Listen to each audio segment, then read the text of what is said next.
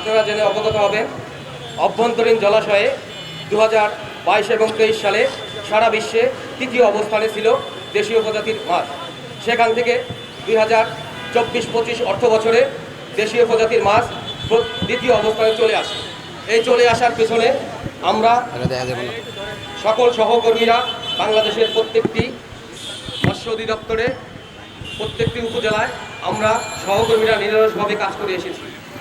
দিন রাত 24 ঘন্টা মৎস্য দপ্তরে আমরা অতন্ত্র প্রহরীর মতো কাজ করে এসেছি।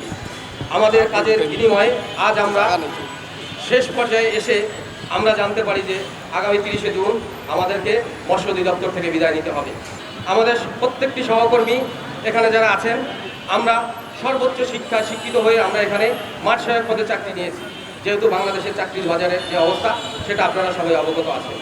তারপরে হচ্ছে যে একটি ডিপার্টমেন্টকে আমাদের পক্ষ থেকে আমরা নিরলসভাবে আমাদের দায়িত্ব, আমাদের কর্তব্যের জায়গা থেকে আমরা সর্বোচ্চভাবে কাজ করে এসেছি।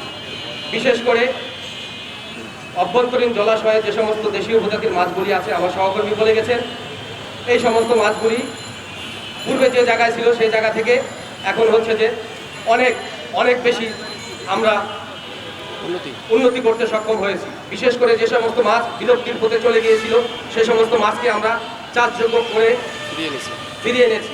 চাষিদেরকে আমরা উদ্বুদ্ধ করে দেশীয় প্রজাতির মাছ, পাবদা, গুলশা, ট্যাংরা, কই, শিং, শোল, মাগুর এই সমস্ত মাছকে আমরা আজকে হচ্ছে যে চাষের মাধ্যমে জনসাধারণের কাছে পৌঁছে দিয়েছি।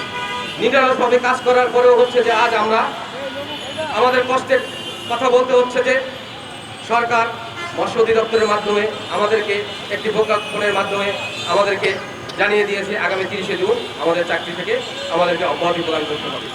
কিন্তু আমরা এতদিন নিরলসভাবে যে কাজ করে এসেছি সেই কাজের প্রার্থী হিসেবে আমরা আজ এখানে এসে আমরা মানববন্ধন করতে হচ্ছে।